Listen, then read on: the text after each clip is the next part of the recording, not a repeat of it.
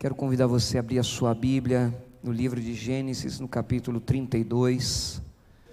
Deus está visitando o seu povo nesses dias, amém? E eu ouso dizer que coisas maiores virão, porque eu creio em nome de Jesus. Você crê também? Amém? Em nome de Jesus. Gênesis capítulo 32, vamos ler a palavra do Senhor. Eu quero convidar você a ler comigo a partir do verso 22, Gênesis 32, 22. Naquela mesma noite, Jacó se levantou, tomou suas 2 mulheres, suas 2 servas e seus 11 filhos e transpôs o val de Jaboque. Reuniu todos e fez com que passassem o ribeiro, também fez passar tudo o que lhe pertencia. Jacó ficou sozinho, e um homem lutava com ele até o romper do dia. Vendo este que não podia com Jacó, tocou-lhe na articulação da coxa, de modo que a junta da coxa de Jacó se deslocou na luta com o homem. Então o homem disse: deixe-me ir, pois já rompeu o dia. E Jacó respondeu: não deixarei ir se você não me abençoar. Então o homem perguntou: como você se chama? E ele respondeu: Jacó. E então disse: seu nome não será mais Jacó, e sim Israel, pois você lutou com Deus e com os homens e prevaleceu. Jacó disse: por favor, diga-me como você se chama. E ele respondeu: por que você pergunta pelo meu nome? E o abençoou ali. Jacó deu àquele lugar o nome de Peniel, pois disse: vi Deus face a face, e a minha vida foi salva. Obrigado, meu Deus, pela tua palavra. Continua conosco, em nome de Jesus. Amém e amém. Eu hoje lembrei, quando meditava nessa palavra, e essa semana Deus falou comigo nesta palavra algumas vezes. Deus me chamou a atenção através dessa palavra essa semana. Eu digo chamou minha atenção porque eu li ela num momento que eu estava meditando sobre um texto bíblico que nem era esse, mas que se referia a esse. Aí li, meditei ali, pensei, refleti, depois passou e eu esqueci. Daqui a pouco eu vou ouvir uma pregação que eu já queria ouvir há algum tempo, que estava guardada no meu celular para ser ouvida, e justo era esse texto. Aí passou mais alguns momentos e eu estava em alguma reunião, acho, da igreja, algum momento aqui da igreja, e surgiu alguma coisa ligada a esse texto, e eu lembrei do texto novamente, e eu digo: Deus, o que o Senhor quer falar comigo através desse texto? O Senhor vem ministrar o meu coração sobre esse texto. E então hoje, orando ao Senhor, Deus me conduziu, porque o Espírito vem ministrando no meu coração que nós estamos vivendo um tempo de arrependimento. Só o pastor Wagner se arrepende aqui, o resto ninguém quer se arrepender, pastor Júlio. Nós estamos vivendo um tempo de arrependimento, amém? Graças a Deus por isso, porque essa foi a palavra que Deus nos deu nesse retiro. Um avivamento que vem pelo arrependimento, amém? Eu creio nisso, irmãos, eu creio nisso, e eu já estou vendo sinais. Não é coisa de homens, é coisa de Deus, e Deus vai fazer conforme aquilo que está no seu coração. E essa palavra me trouxe a esse pensamento sobre mudança, sobre transformação, sobre mudança de vida. Então por isso eu quero nessa noite compartilhar com você desta palavra. E aí olha só como é que são as coisas. Eu estava meditando nessa palavra e me reportei a 2004, quando numa quinta-feira eu recebi a primeira oportunidade como seminarista para pregar num culto de quinta-feira, uma oportunidade que me deu o pastor Elias, e eu preguei sobre esse texto. E aí foi como se Deus ministrasse o meu coração. Está vendo como a vida das pessoas muda, né? Essa palavra também tem acontecido na minha vida, porque muita coisa mudou desde aquela época até hoje. Muita coisa aconteceu na minha vida, muitas coisas do velho homem, né, do velho homem natural, foram sendo tratadas por Deus, mudadas por Deus, em meio a experiências com Deus, em meio a confrontos com Deus. E aí o Espírito me trouxe a lembrança, quando eu meditava nessa palavra nessa tarde, né? E isso eu quero compartilhar com você nessa noite. É lógico que ainda tem muito Jacó para ser quebrado na minha vida, e eu vou dizer uma coisa para você, irmão, você gostando ou não, mas tem muito Jacó sentado aí no banco que Deus vai chacoalhar. Pode que não aconteça hoje, mas escute a palavra de Deus, porque o tempo de Deus é esse para nós, é um tempo de visitação, amém? E eu quero logo chamar a sua atenção um pouquinho a respeito de Jacó. A história dele começa a ser mencionada a partir do capítulo 25 de Gênesis, quando o Senhor então vai nos trazer aqui o nascimento de Jacó e do seu irmão primogênito Esaú. Na verdade nós estamos falando aqui de um momento de uma resposta de Deus, uma resposta de oração. Gênesis capítulo 25, verso 21, diz que Isaque orou ao Senhor por sua mulher, porque ela era estéril, e o Senhor ouviu as orações dele, e Rebeca, a mulher de Isaque, ficou grávida, e os filhos lutavam no ventre dela. Então ela disse: por que isso está acontecendo comigo? E ela foi consultar o Senhor, e o Senhor lhe respondeu: 2 nações estão no seu ventre, 2 povos nascidos de você se dividirão. Um povo será mais forte do que o outro, e o mais velho servirá ao mais novo. E cumprindo os dias para que desse à luz, eis que haviam gêmeos no seu ventre. E nasceu o primeiro ruivo, todo revestido de pelo, por isso deram-lhe o nome de Esaú. Depois nasceu o irmão, com a mão segurava o calcanhar de Esaú, e por isso lhe deram o nome de Jacó. E Isaque tinha 60 anos quando Rebeca deu à luz. Esaú, nós já temos aqui o significado do seu nome. Ele significa peludo, né? Um homem de pelos, muitos pelos. O Jacó em hebraico tem um significado mais específico de calcanhar, aquele que na verdade ele está numa posição ali tentando alcançar. Tem outros significados do nome Jacó, tem muita gente dando significado para o nome Jacó, né? Aproveitador, enfim, vários outros, mas eu gostaria que você prestasse atenção exatamente nesse significado hebraico, né? De calcanhar, aquele que segura pelo calcanhar, aquele que está ali tentando, né? Buscando, lutando por uma oportunidade, enfim. E então a palavra de Deus vai nos mostrando a história de Jacó, e eu quero só rapidamente passar aqui. Nós temos depois o capítulo 27, em que na verdade Isaque abençoa Jacó, e antes do capítulo 27 nós temos um momento, ainda no capítulo 25, a partir do verso 27, em que diz a Bíblia que cresceram os meninos, Esaú tornou-se perito, caçador, homem do campo, Jacó era homem pacato e morava em tendas. Olha só a diferença entre os dois. Esaú primogênito, perito em caça, homem do campo, valente, homem sisudo, vamos dizer assim. Jacó, um homem mais tranquilo, habitava em tendas, mais caseiro, mais doméstico, né?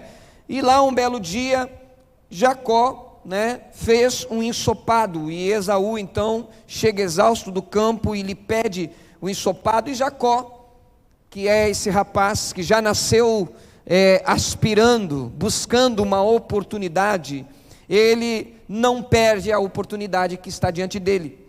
E a gente pode até condenar Jacó por causa disso, né? Porque a gente pode pensar, mas que aproveitador, olha só o que ele está fazendo, só em troca de um alimento, né? A gente pode condená-lo, julgá-lo, mas não deixe também de julgar Esaú, não deixe de olhar para os dois lados, porque às vezes a gente tem o costume de condenar alguns, e não observar o que acontece com os outros. Então veja só o que a Bíblia nos fala. Primeiro, diz que Jacó tinha feito um ensopado, e quando Esaú chegou exausto do campo, Esaú disse: olha, me deixe comer um pouco dessa coisa vermelha aí que você fez, que era uma lentilha. E aí, eu estou exausto, eu quero comer. E Jacó respondeu: primeiro, você me venda o seu direito de primogenitura. O direito de primogenitura era algo muito importante dentro da cultura hebraica. Às vezes a gente pensa muito nessa questão, porque o primeiro, a primícia é do Senhor, e nós espiritualizamos um tanto que essa posição de primogenitura, mas o primogênito, ele tinha alguns privilégios, né?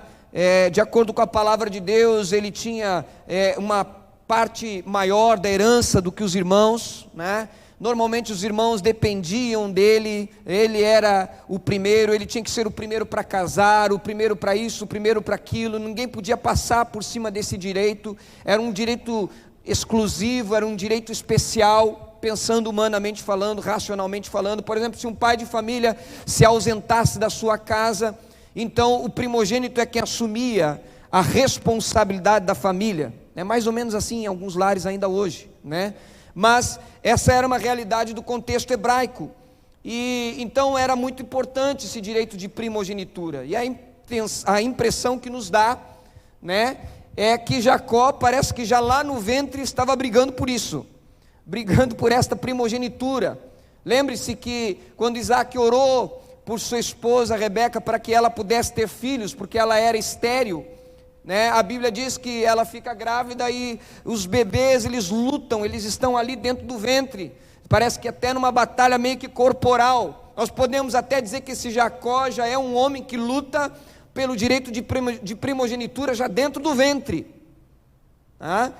E na verdade estava se cumprindo. Deus já sabia quem era Jacó, já sabia quem era Esaú, já sabia da briga dos dois, já sabia de tudo, porque esta foi a palavra que Deus deu para Rebeca quando ela orou. O Senhor deu claramente o perfil do que estava acontecendo, o Senhor trouxe às claras o que estava acontecendo.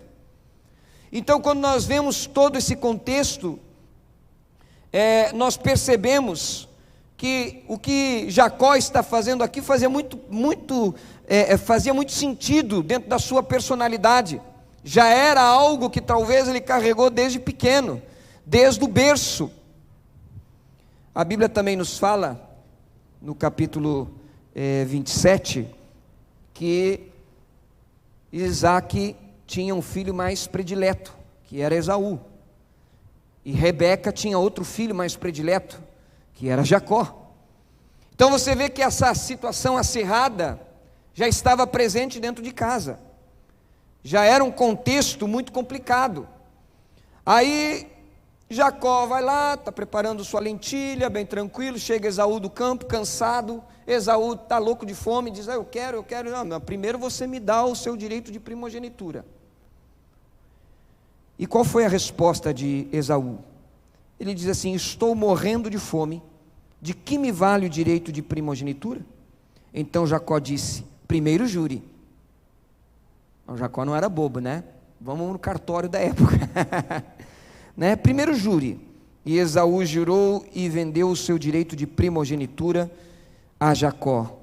E Jacó deu a Esaú o pão e o ensopado de lentilhas. E ele comeu e bebeu, levantou-se e saiu. Assim Esaú, preste bem atenção, desprezou o seu direito de primogenitura. Bom, pensando com a mente humana, racional, nossa, né? Com a nossa inteligência natural do dia a dia, nós diríamos assim: ele só abriu mão do direito de agir como irmão mais velho. Mas aí nós nos enganamos. Perceba uma coisa: primeiro, essa questão de primogenitura, ela era importante, porque não era só uma questão física, social, familiar, mas era uma questão espiritual. Através da primogenitura, Deus estava trouxe sobre Isaac, e não sobre Ismael. Isaac, porque Isaac era era o filho de Sara, filho da promessa, plano de Deus, né? Se Isaac tivesse tido irmãos, não importa, Isaac seria o primogênito. E Isaac era o filho da promessa. O primeiro filho de Isaac deveria ser filho da promessa. O primeiro filho do primogênito de Isaac deveria ser filho desta promessa. Esta bênção, ela ia passando. Perceba uma coisa aqui, lembre-se lá do retiro, quando o pastor Júlio estava falando e pregando a respeito de autoridade espiritual. Foi assim que Deus estabeleceu, era dessa forma que a coisa estava acontecendo. Mas Esaú, ele não está pensando nisso. Ele não está nem um pouco preocupado com isso. Você não vê a Bíblia nos mostrando que Esaú estava preocupado com a promessa de Deus. Ah, que me adianta a promessa de Deus se eu estou morrendo de fome? Não, ele estava lidando aquilo que era uma bênção que passou do seu avô Abraão para o seu pai Isaac, que agora viria sobre ele. Ele está tratando isso como um assunto normal, uma coisa corriqueira, mais uma vez, uma situação humana. Por isso a Bíblia diz que ele desprezou o direito da primogenitura. E lá em Hebreus, no capítulo 12, verso 17, se não me falha a memória, o autor aos Hebreus vai falar que ele era impuro, profano, ele estava apostatando, ele é comparado àquele que apostata da fé, porque ele simplesmente esfriou a fé, ele simplesmente ignorou, desprezou. Ele é semelhante a um irreligioso, alguém que não está disposto a cultuar, não está disposto a buscar. Então ele vai tratando desta maneira. Agora observe que Jacó, ainda que humano, ainda que um homem que é seguro no calcanhar do irmão, tentando também tirar o direito de primogenitura, e que aqui ele vai chantagear o seu irmão, tentando ganhar esse direito de primogenitura, também é um homem natural. Ambos estão demonstrando a sua humanidade, ambos estão demonstrando o seu coração natural, a sua inclinação de tirar proveito, de satisfazer os privilégios. Um quer satisfazer a sua fome, não importa se ele estiver negociando algo sagrado, o outro quer satisfazer o desejo de ocupar uma posição que não é dele. E eles vão lutando dentro desse contexto, eles vão vivendo dentro desse contexto e encontram dentro de um lar uma divisão entre pai e mãe, um prefere um filho, o outro prefere o outro. Que situação esquisita, né? Pois bem, no capítulo 27, um belo dia,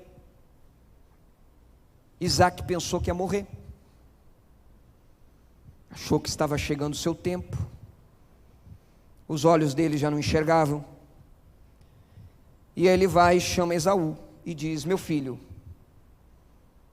eu estou velho, não sei o dia da minha morte, pegue agora as suas armas, a sua aljava, o seu arco, vá ao campo e apanhe para mim alguma caça, faça uma comida saborosa, como eu aprecio, e traga aqui para mim, para que eu coma e abençoe você antes da minha morte. Observe duas coisas. Primeiro,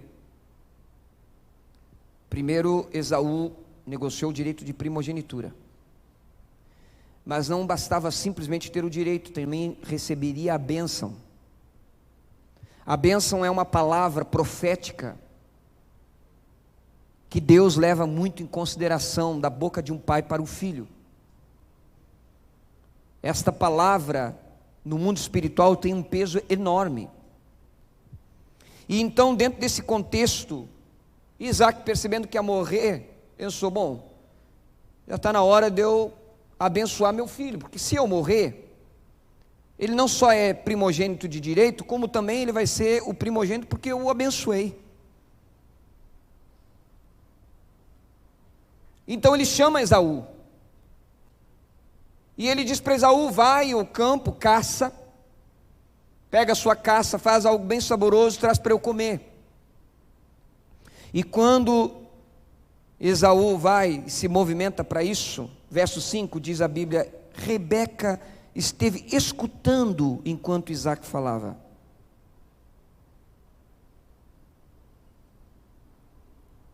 Que coisa, né? Rebeca não tinha nada para fazer, né, irmão?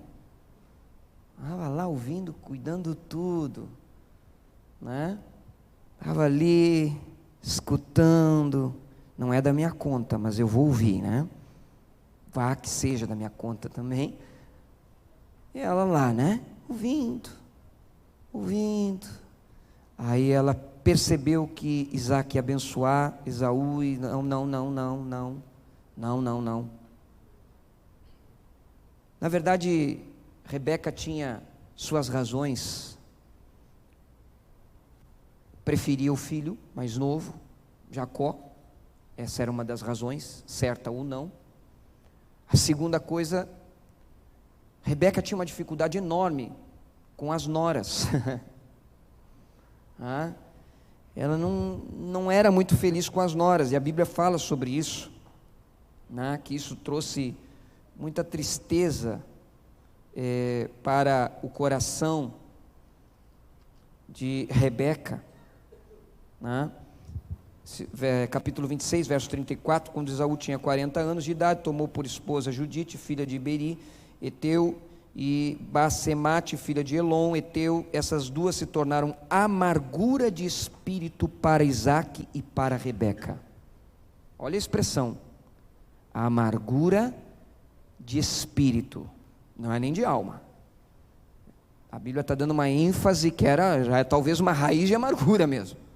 O negócio era pesado, irmão, né? Pensa nessa família, que bênção. Vários motivos para ser uma bênção. Tudo para ser a família do patriarca. Já parou para pensar nisso?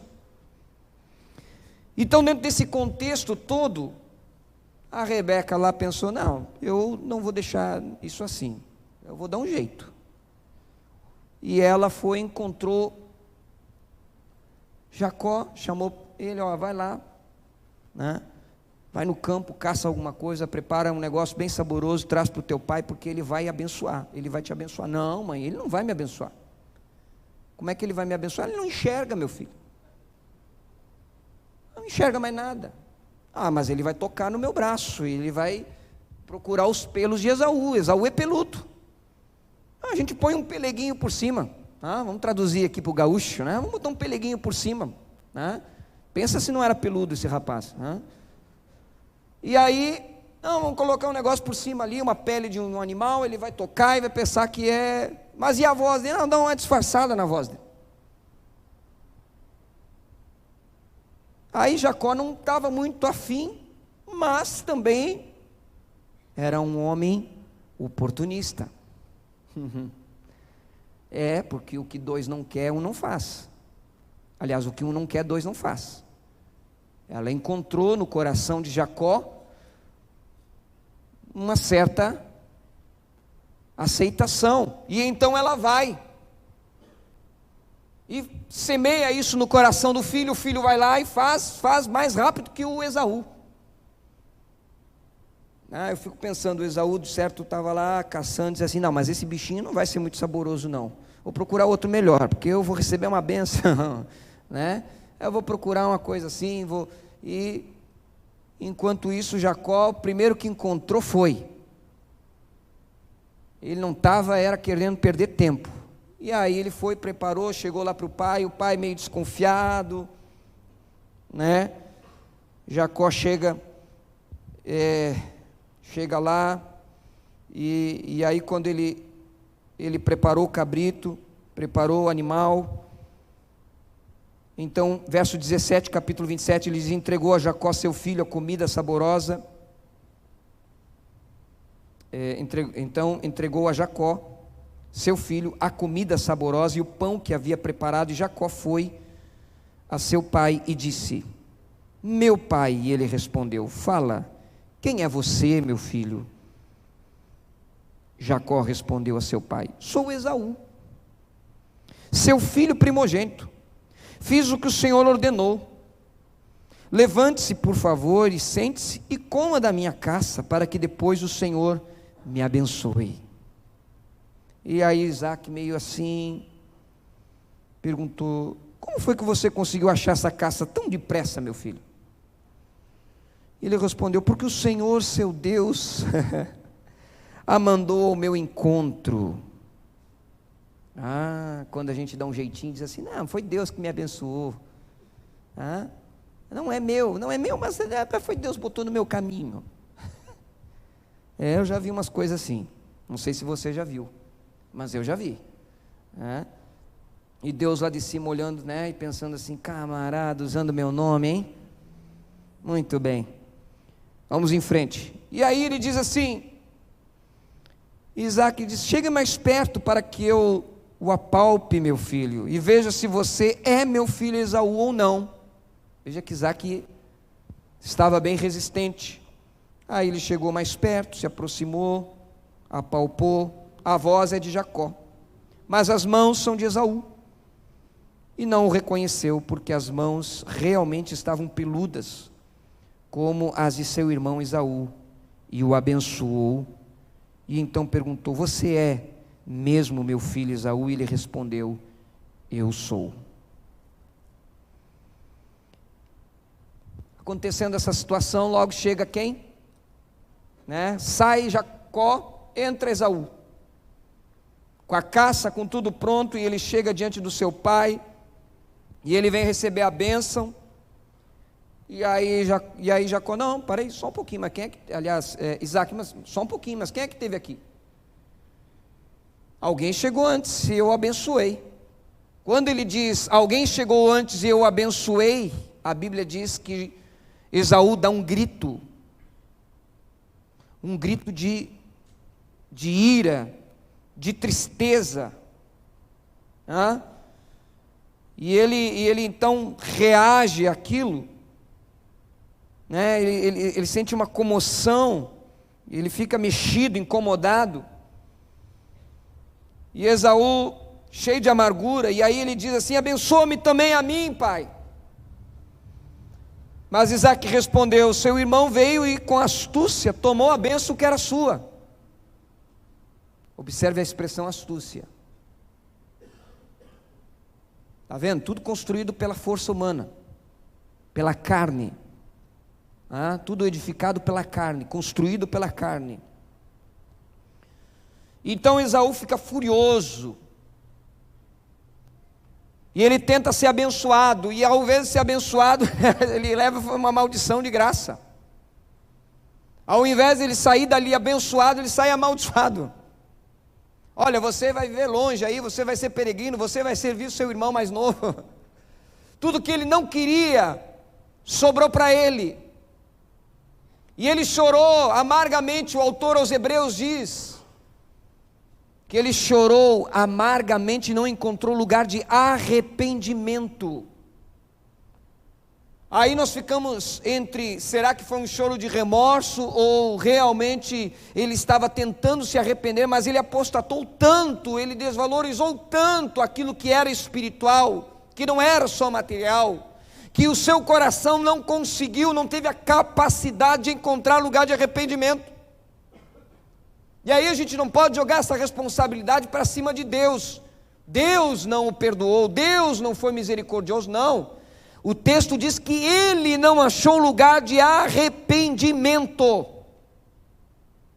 É quando o nível de dureza, é quando o nível de insensibilidade, é quando o nível de um coração fechado, acostumado ao pecado, ou acostumado a ignorar a Deus e as coisas de Deus, as coisas espirituais de Deus, é quando chega num ponto que não encontra lugar de arrependimento. E a Bíblia diz que ele chora amargamente. E há uma advertência para nós, igreja, em Hebreus, dizendo, olha, tome cuidado para que não aconteça com você o que aconteceu com Esaú, que era impuro, profano. E o texto lá é muito duro, porque ele dá um ar de promiscuidade, de prostituição, de quem vive uma vida longe de Deus. E dentro desse contexto todo, diz, olha, tome cuidado, porque ele não conseguiu. Ele chegou num grau e num ponto de que não achou lugar de arrependimento. Agora vamos ver o contrário, vamos ver Jacó. Porque Jacó também não é um bom sujeito. Jacó é o camarada também com astúcia. Essa é a expressão que a Bíblia usou. Ele vem desde o ventre lutando com o seu irmão, vivendo nesse contexto, aproveitando as oportunidades, se aproveitando. E a gente, como é muito espiritual, às vezes a gente pode, quem sabe, pensar assim: puxa, mas esse Jacó era muito sem vergonha. É ou não é? Que a gente às vezes deve estar condenando Jacó, mas às vezes a gente pode estar fazendo alguma coisa mais ou menos parecida e não sabe, ou não se deu conta ainda. Tomara Deus que a gente não esteja, e se tiver, que Deus nos traga o arrependimento. Mas quando nós observamos essa realidade, aí nós vamos ver o comportamento de Jacó. Jacó também é esse camarada, só que o que acontece com Jacó? Deus vai trabalhando na vida dele, e ele acha lugar de arrependimento, porque ele muda. Há uma mudança de vida na vida de Jacó. Há uma mudança que a Bíblia nos mostra, que acontece lá no Vale de Jaboque. Ele vai tendo as suas experiências com Deus. Mas antes do Vale de Jaboque, o que acontece? Esaú fica furioso e planeja matar o seu irmão Jacó. Ele pensa: está chegando os dias de luto do meu pai, ele vai morrer. Aí ele morreu, meu irmão. Ele vai fazer igual uns aí, que está esperando, morrer para fazer uma tatuagem, uns negócios assim. Aí ele pensou assim: a hora que ele morrer, o que eu vou fazer? Vou matar Jacó. Rebeca, como não era nada boba, disse assim: eu vou mandar Jacó para casa do meu irmão Labão.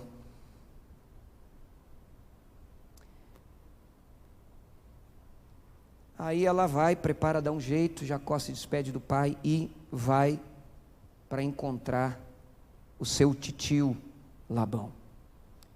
E ele chega lá, encontra a sua prima Raquel, a sua prima Lia. A Bíblia nos conta a história, você já deve ter lido claramente. Jacó chega lá, vai trabalhar para o seu tio Labão, só passar rápido por causa do tempo. Ele conta, ele vai trabalhar para o seu tio Labão, cuidar do rebanho. Ele se apaixona por Raquel, a filha mais nova.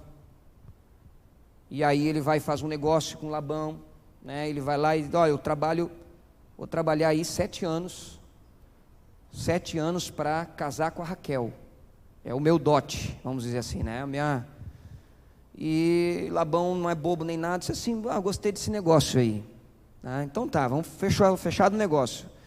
Aí ele trabalha 7 anos, finda-se os 7 anos, ele então vai para a festa de núpcias, casa-se com aquela que ele achava ser Raquel, mas na verdade era Lia. A mulher usava lá aqueles panos característicos da região daquela época.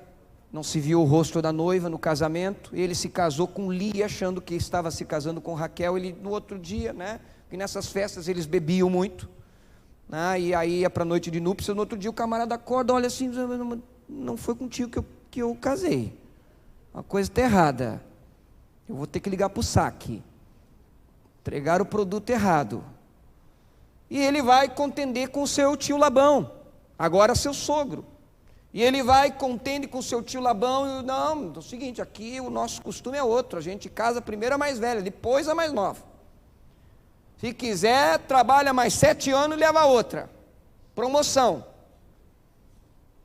Aí o Jacó, apaixonado: eu trabalho mais 7 anos. Então fechou, cumpre aí o tempo de matrimônio da Lia, e depois casa com a Raquel. E ele foi lá, casou também com a Raquel. Ambas duas vieram com concubinas. Então agora o Jacó, que foi sozinho, tinha 4 esposas, um sogro chamado Labão. Já pensou, irmão? Que tribulação. 2 servas que contenderam direto. Era um problema sério, 2 esposas brigando direto por o amor do marido. Um ciúme daqui, ciúme dali. Era um caos. Coitado do Jacó, ele achou que ia se livrar dos problemas saindo da casa do pai e da mãe, chega lá e se enfia num problema maior, irmão. Pois é, quando a gente vai dando jeitinho, Quando a gente não deixa Deus tratar, quando a gente não se submete à vontade de Deus, quando a gente não deixa o Senhor nos exaltar, ao invés da gente vai lá e luta com as nossas próprias mãos, a gente enfia os pés pelas mãos. E quando nós percebemos, estamos numa situação que não há mais solução, não tem mais saída. Era a situação de Jacó. Aí Jacó vai lá, trabalha, venceram-se os 14 anos, ele está trabalhando. Aí ele queria um salário, então é colocado salário, lá vai os animais, e ele vai então recebendo salário em animais, só que os animais dele reproduziam mais do que os animais do seu tio Labão, e ele se tornou rico, ele tinha boas condições, ele estava bem, mas tinha uma coisa que Jacó nunca, escute bem, tinha uma coisa que Jacó nunca conseguiu, ainda que ele estivesse do lado da mulher que ele amava, ainda que ele estivesse próspero, ainda que ele estivesse enriquecendo, mas tinha uma coisa na vida de Jacó que não batia. Tem tudo para dar certo, mas tinha um porém. Seu passado, a casa do seu pai, o irmão que ficou para trás,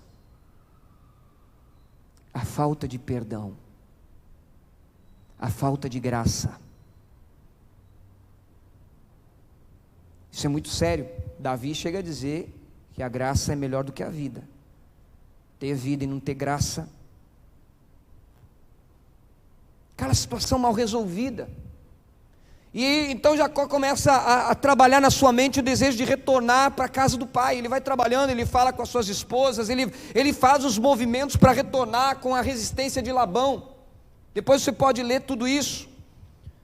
Eu quero chegar logo aqui no verso 22 do capítulo 32. Quando ele consegue se liberar de Labão, e ele toma a decisão, junto com as suas esposas, seus filhos, de retornar para Canaã, retornar para aquela região. E aí ele está naquele contexto de voltar, ele lembra-se do seu irmão que o esperava, e ele talvez pensou: puxa, eu vou ter que enfrentar o meu irmão Esaú, eu vou ter que me defrontar com ele, eu vou ter que resolver isso. Não dá para ficar como está, não dá para continuar do mesmo jeito. Perceba, passaram-se 14 anos de casamento, mais um tempo lá trabalhando com o tio Labão, olha quanto tempo foi passando. Tem uma família construída, tem filhos, tem as esposas, tem rebanho, tem vida, o tempo todo foi acumulando bens, foi prosperando, foi indo além, mas ele sabia que lá atrás tinha um irmão, tinha uma sentença de morte. Como diz o meu sogro, quando uma vez eu vi ele exortando alguém, ele disse: a pessoa tinha pecado e não queria arcar com a responsabilidade do pecado, lembra, pastor? E eu lembro que o pastor falou assim: meu filho, paga teus boletos, eles chegou a conta do teu pecado, lembra, pastor? E Jacó disse: olha, eu tenho uns boletos aí que eu preciso pagar, eu preciso resolver. E então ele vai e toma a decisão de retornar, mas essa decisão não é uma decisão fácil. E ele se prepara para encontrar com o seu irmão, ele manda comitivas na frente. É interessante que a Bíblia mostra que quando Jacó separava presentes para dar para Esaú, para preparar esse momento, porque era uma maneira dele tentar talvez pacificar a ira do irmão, no seu entendimento. A Bíblia diz que ele passava o dia separando os animais, o rebanho, para mandar de presente para o irmão. Ele só parava de fazer ao anoitecer. Pensa o dia inteiro separando animal, irmão. Preparando comitiva. Vai agora esse. Aí deu mais um medinho, não, vai mais um pouco. Puxa vida, está mais perto, né? Falta um pouco menos. Fulano, traz mais rebanho aí. Vai trazendo. Até que ele fica somente com aqueles que lhe eram essenciais. A sua própria família. As esposas, as servas, os filhos. E então ele vai se aproximando e ele chega nesse lugar chamado Jaboque. Jaboque é um ribeiro, é um rio. E esse lugar, né, esse ribeiro, ele tinha uma região onde era mais baixa, mais plana.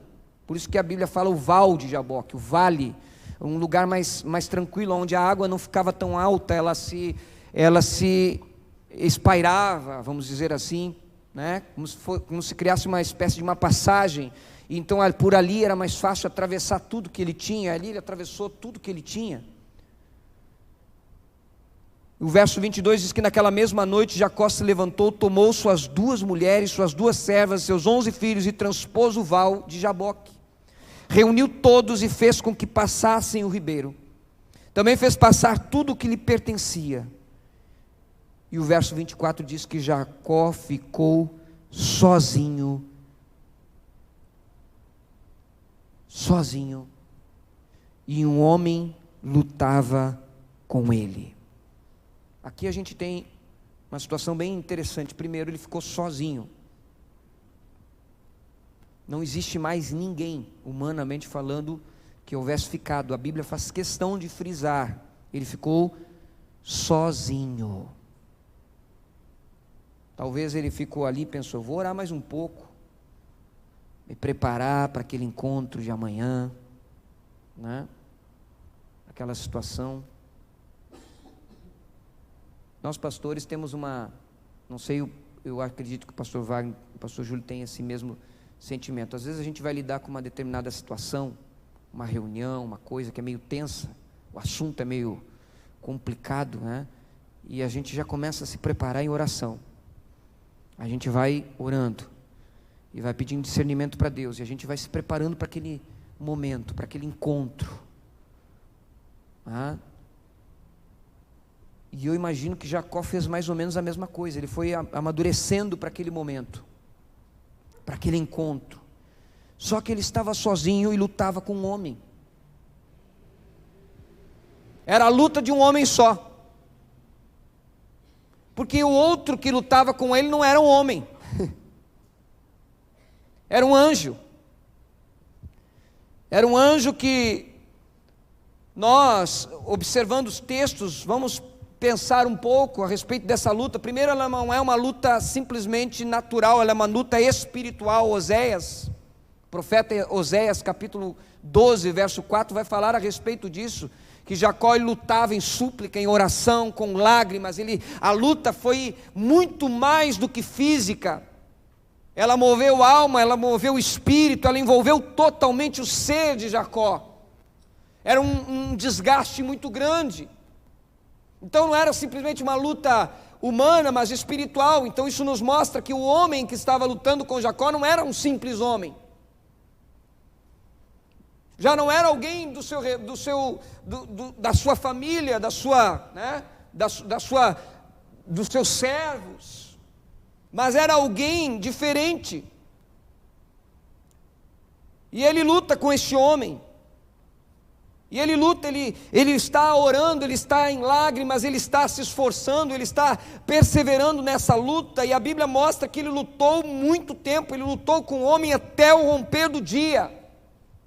Nós não sabemos precisar quanto tempo, mas pense, se ele trabalhou passando tudo que ele tinha no Val de Jaboque durante todo o dia, e ele atravessou, provavelmente quando caiu a tarde, entrou a noite, e ele então conseguiu agora parar de trabalhar. Então ele vai para esse lugar solitário, para o monte, orar, e quem sabe buscar o Senhor e dizer: Deus do meu avô Abraão, Deus do meu pai Jacó, tem misericórdia de mim, eu quero voltar para minha casa, eu quero reencontrar com meu pai, eu quero me consertar com meu irmão, me ajuda, Senhor. E talvez ele está lá nessa oração, nessa busca, e de repente surge esse homem. E nesse contexto eles lutam fisicamente, mas Jacó está orando, o profeta Oséias, uma revelação divina, irmãos, divina, não tem como saber se não for divina. Oséias capítulo 12, verso 4, ele vai dizer que ele orou com súplica, com lágrimas. E então ele ora, ele busca, ele está nessa perseverança até o romper do dia. Aí nós começamos a perceber que, apesar da luta ser espiritual e física, aqui o homem Jacó, o homem que conseguiu enganar o seu irmão, o homem que conseguiu a bênção do pai, o homem que foi para junto da sua família, né, e enfrentou um homem difícil como Labão e conseguiu sair de lá abençoado, próspero, tudo fruto do seu trabalho, do seu esforço humano, das suas mãos. Ele agora está lutando com um homem fisicamente também, e ele vai prevalecendo, ele lutava. O verso 25 nos mostra: vendo este que não podia com Jacó, tocou-lhe na articulação da coxa, de modo que a junta da coxa de Jacó se deslocou. Até aqui, Jacó concilia as duas coisas: a sua busca física e a sua busca espiritual.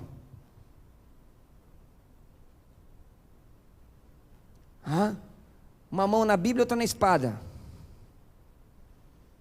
Uma mão no novo homem, uma mão no velho. Até aqui ele vai conseguindo conciliar, mas quando de repente o homem que ele estava enfrentando percebeu que não podia com Jacó.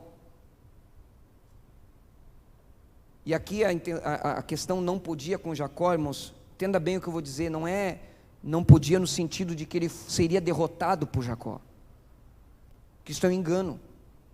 Este anjo, este homem mais abaixo, Jacó diz que é Deus, é o Senhor. Ele estava diante da face de Deus, ele está tendo uma experiência espiritual. Você acha que Deus não ia poder com Jacó? Claro que Deus poderia com Jacó, mas na verdade, quando Deus diz: olha, não posso com ele, é que Deus está dizendo assim: olha, se ele continuar nessa soberba, nesse orgulho, nessa força, né, nesse jeito de ser, vai ser difícil. Nós vamos continuar lutando aqui, não vamos sair do lugar, vai ser um ciclo vicioso, vai ficar nesse vai e não vai. Só que a hora de decisão, a hora de definição, a hora de tomar uma atitude. Então Deus chega em Jacó e só faz assim, ó, pá, na coxa. Como é que Deus fez, pastor? Assim, ó.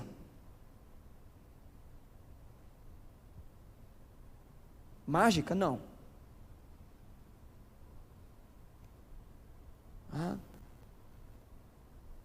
Um toque do Criador na criatura. Mais ou menos assim: ei, acorda, Jacó. Acorda, Jacó. É um homem que luta contigo, mas não é qualquer homem. Não é igual ao teu irmão, não é igual ao teu pai, não é igual ao teu tio, não é igual às tuas mulheres. É Deus. E quando ele toca, Jacó se descompensa, porque a Bíblia diz que tocou-lhe na articulação da coxa, de modo que a junta da coxa de Jacó se deslocou. e na luta com o homem, ele não conseguia mais. Aí o verso 26 diz que o homem então, depois de dar esse toque, diz para Jacó: deixe-me ir, pois já rompeu o dia. E Jacó respondeu: não deixarei ir se você não me abençoar. Só que aqui você percebe claramente a mudança da luta física para a luta espiritual. Aqui já não fala mais que é uma luta de um homem com outro. Talvez até Jacó estava agarrando ainda o homem, mas já não era mais suficiente para segurar aquele homem ali. O que estava então segurando aquele homem ali é que aquele homem que estava ali com Jacó queria algo mais dele, queria mudar a vida dele, queria transformar o destino dele, mudar a realidade que viria pela frente. Esse homem tinha um propósito naquele lugar, não estava ali em vão. E quando ele está diante disso, já você percebe que o homem diz: agora me deixa ir. O homem poderia ter simplesmente virado as costas e ido. Toquei lá, Jacó ficou caído, deixa esse Jacó para lá. Mas não, Deus não faz assim. Deus nos derruba, mas fica ali. Deus, Ele nos deixa ali, na sua presença. Fica aí, meu filho, eu estou aqui. Foi grande o tombo? Estou vendo. Mas fica aí, que ainda não acabou. E quando ele está naquela circunstância no chão, talvez agarrado no pé daquele homem, como estava agarrado no calcanhar de Esaú, lá no ventre da sua mãe. Quando ele está nessa circunstância, o homem diz: me deixa ir, já rompeu o dia. Eu me lembrei de Jesus no caminho de Emaús. Então tá, já estou indo, chegou a tarde, vou embora. Não, Senhor, não vai. Fica conosco, já se faz tarde, fica mais um pouco. Ah, é? Ou então o Jesus que diz assim: o que queres que eu te faça? Ah, mas o que Jesus vai perguntar? O que queres que eu te faça? Sabe que eu sou cego, sabe que eu sou paralítico, sabe que eu sou leproso, sabe que eu sou assim, mas o que queres que eu te faça? Por quê? Será que ele não vê a minha necessidade? Será que ele não sabe o que está acontecendo? Você acha que esse homem não sabia do encontro que haveria de acontecer no outro dia? Não. Ele estava ali por graça e ele diz: eu já vou. E ele: não, mas não me deixe. Eu só vou deixar você ir se você me abençoar. Então o homem pergunta: como você se chama? E ele respondeu: Jacó. Jacó? Aquele que segura pelo calcanhar?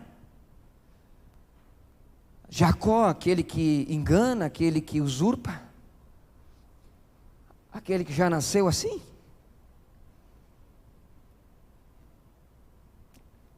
Aquele que talvez pensou: eu nasci assim, vou ser assim para o resto da minha vida. Eu vou ter as coisas, eu vou prosperar, eu vou enriquecer, eu vou ser isso, vou ser aquilo, mas nunca deixarei de ser um Jacó. Nunca deixarei de ser um enganador, um usurpador. Eu nunca terei como apagar o passado, aquilo que ficou para trás.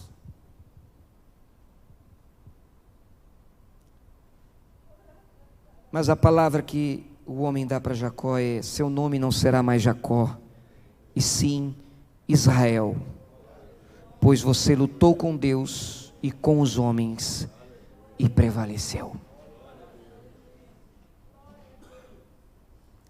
Irmãos, caminhando aqui para o fim, escute uma coisa.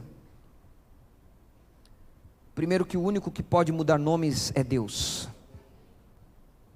Deus mudou o nome de Abrão para Abrão, Sarai para Sara. É Ele que nos dá identidade. Quando nós temos um encontro com Ele, nós temos uma identidade. A nossa personalidade não está ligada ao que aconteceu, aos traumas do passado. Se nós lutamos, brigamos com o irmão, com o tio, com o periquito, com o papagaio, com o cachorro, se nós passamos por isso, aquilo no passado, meu irmão, entenda uma coisa, em nome de Jesus, a nossa identidade vem daquele que nos criou, nos formou. Todos os nossos dias estão escritos no seu livro. Nós somos formados pelas suas mãos, no ventre da nossa mãe, lá estava a mão de Deus. Ainda que Jacó e Esaú brigassem dentro do ventre, Deus já sabia quem eles seriam, Deus já sabia as nações que viriam, Deus já sabia o futuro.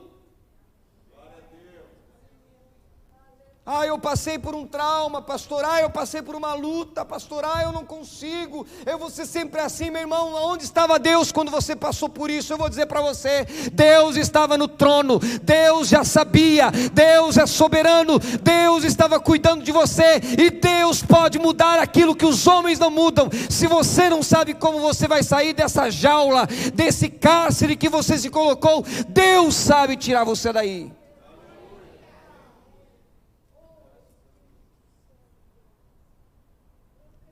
Essa é a realidade que Jacó encontra em Deus. O seu nome será Israel. Você vai ser príncipe do Senhor, dentre outras. Príncipe do Senhor, aquele que luta com Deus e vence, é mais do que vitorioso.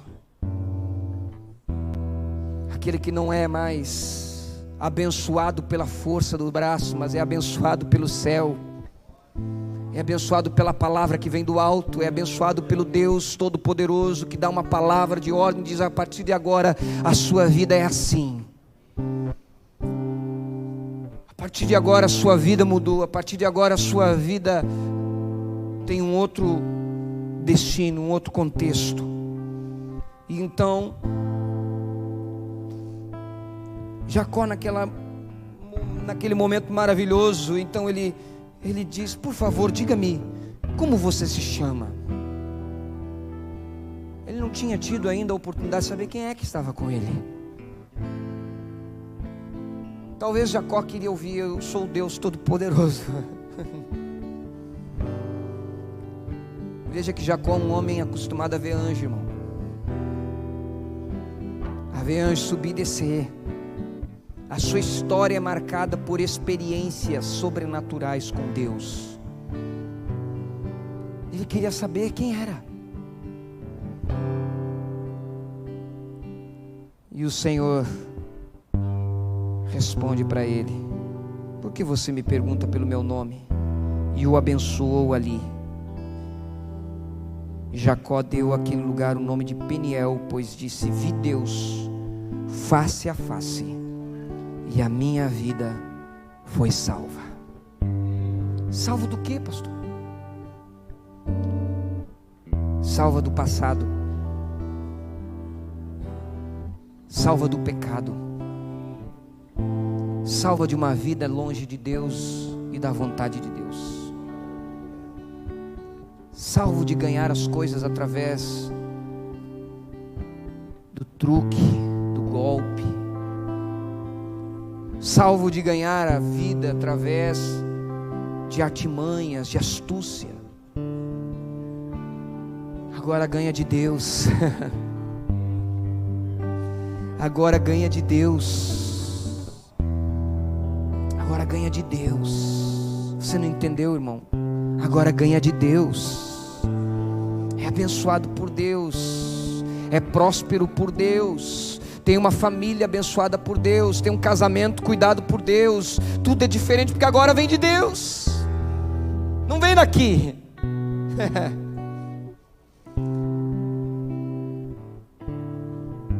E a palavra de Deus para nós esses dias é essa: nós precisamos receber algum toque da parte de Deus para parar com o nosso distanciamento dele. Temos que parar a história. Não é possível continuar. Não é possível continuar dando um jeito. Não é possível. Não é possível, irmão. Sabe o que Deus não quer de nós? Que a gente continue acostumado a resolver o que só Deus pode resolver. Tem coisas em nós que só Deus. Ah, pastor, mas eu tenho uma enfermidade, se o tratamento mas se Deus quiser curar você. Ah, pastor, mas eu tenho um problema na minha família, não tem solução. E se Deus quiser? E se Deus quiser disser assim: escuta, eu estou com vontade de dar um toquezinho na tua coxa aí, meu filho. Parar com essa tua mania de continuar tomando as decisões, tomando o rumo das coisas. Alguns sábados atrás, quando preguei aqui para os jovens e falei a respeito dos dias de Noé, comparando com as palavras de Jesus, nos últimos dias eu falei que a arca do dilúvio não tinha lêmen. Não tinha lêmen. Quem governava a arca era Deus.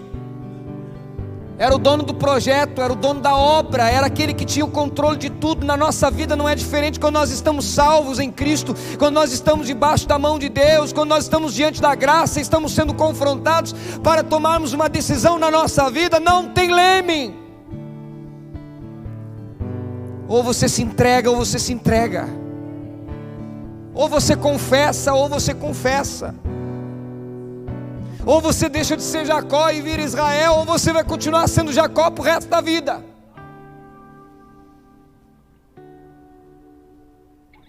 E digo mais para você nessa noite, para encerrar esse momento.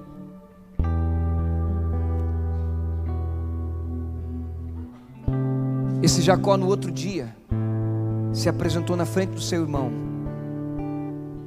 e a Bíblia diz que ele se prostrou 7 vezes. Ele lutou com Deus, mas se prostrou para o irmão. Arrependimento, fruto de arrependimento, humilhação, conserto. Mas o seu irmão foi lá, levantou Jacó, abraçou, chorou, choraram,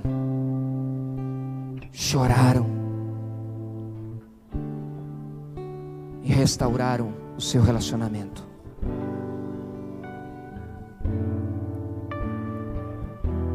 Quem quer deixar de ser Jacó, não vai para lutar com o irmão mais, vai para restaurar, vai para perdoar, para liberar perdão e ser perdoado. Ah, mas o que ele fez comigo não importa. Ah, Esaú queria me matar, não importa. Mas ele queria o meu mal, não importa. Se você nasceu de novo da água e do Espírito, se você teve um encontro com Deus, você tem que restaurar.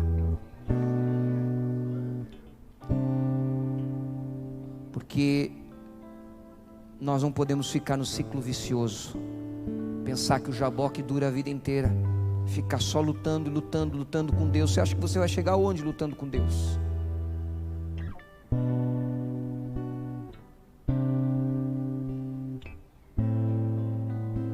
Escute, a luta com Deus termina quando você é tocado na coxa, o seu orgulho é ferido, e você não pode mais pelas tuas mãos, você só pode pelas mãos de Deus. Eu só vi minha mãe sair de um leito de UTI o dia que eu disse para Deus: me perdoa, Senhor. Eu fugi de um chamado, eu fugi de um propósito, eu estou fugindo de um propósito teu, mas eu não vou mais dizer não. Aquele dia Deus levantou minha mãe de uma UTI. Falo por experiência própria.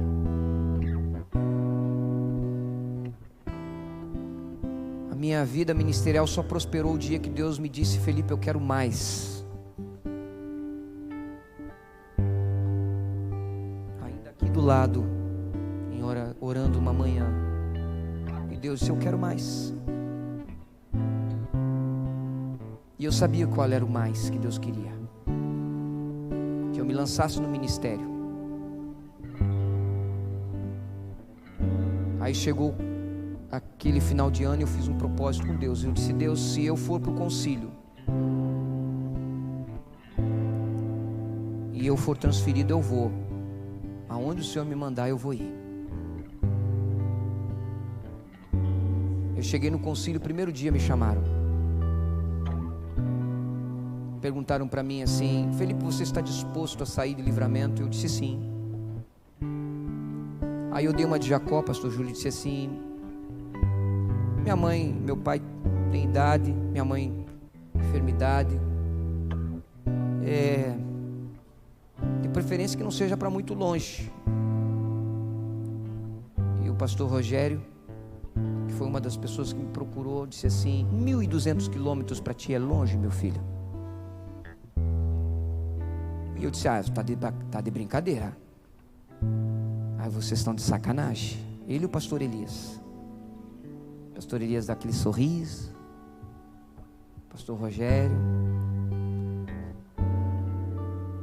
Passou o resto do concílio, ninguém mais me procurou. Pensei, fiquei em Livramento, Igreja da Carolina. Eu estava 1 ano lá e tudo estava indo bem, graças a Deus. Culto quarta cheio, domingo cheio. O povo da quarta não era o mesmo povo do domingo.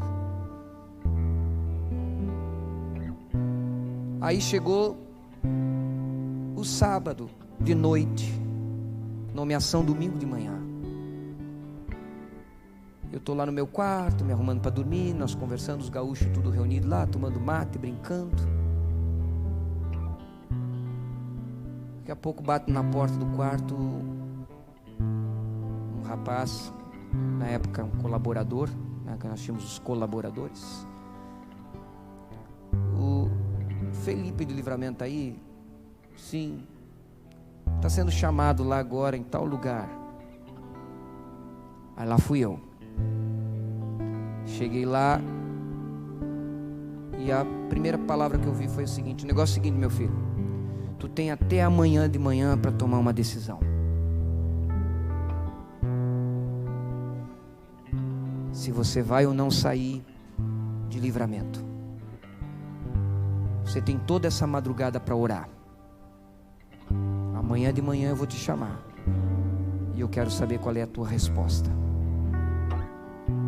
Bem simples assim, tipo o anjo lutando com Jacó. Aí eu vou para o quarto, pensei, vou levantar cedo para orar, porque agora não vou conseguir orar. Aí levantei de madrugada, todo mundo dormindo no quarto, e eu no beliche, na parte de baixo, orei, ajoelhado, escuro ainda, e eu coloquei diante de Deus, perguntei: Senhor, o que eu faço? Qual a decisão? O que eu faço? E meu pai e minha mãe, como é que vai ser? Aí sabe que Deus me respondeu? Assim, ó: nada. Levantei, fui, tomei café, preparei para o culto. Fomos para o culto da nomeação. Passou louvor, passou a pregação. Eu pensei: esqueceram de mim, vou ficar. Aí eu estava do lado do pastor Ronaldo, da Carolina, no culto. O pastor Ronaldo fez assim, nas minhas costas, tá chamando lá, ó. Aí lá fui eu. Aí o pastor chegou para mim e disse assim: e aí, meu filho, qual é a tua decisão?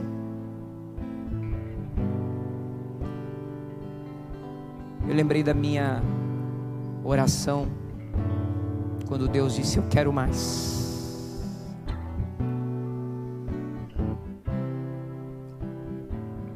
Eu respondi: pastor, eu orei de madrugada, Deus não falou nada comigo, absolutamente nada. Mas um dia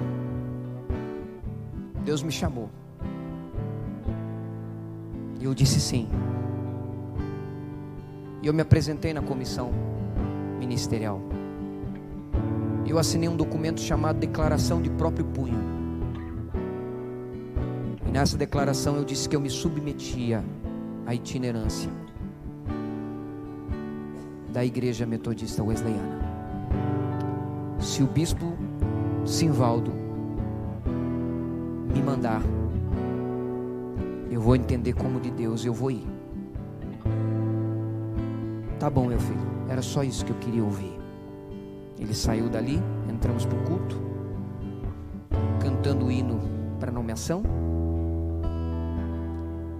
O pastor sobe no púlpito, chega ao lado do bispo Simvaldo, fala no ouvido dele, e o bispo Simvaldo tira a caneta do bolso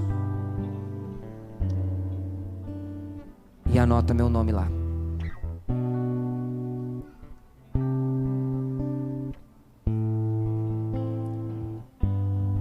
Sete anos fora, 2 igrejas que Deus nos deu o privilégio de passar. Conhecemos muita gente boa. Conheci minha esposa.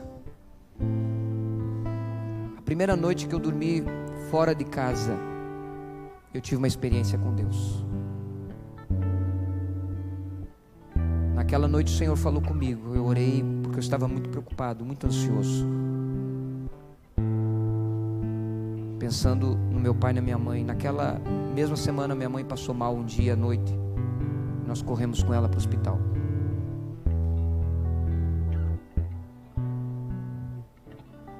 E eu estava orando e Deus falou para mim naquela madrugada e disse: Felipe, entenda uma coisa, tu cuida da igreja, eu cuido da tua família.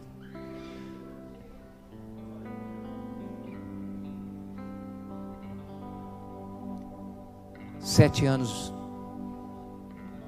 Deus cuidou deles. Deus abençoou muito eles. Estão até hoje, estão nos assistindo agora. Eu só estou dando esse testemunho para você, para que você entenda uma coisa: não dá para ficar em Jaboque para sempre. Lutar com Deus não é para toda a vida. A gente vai crescendo.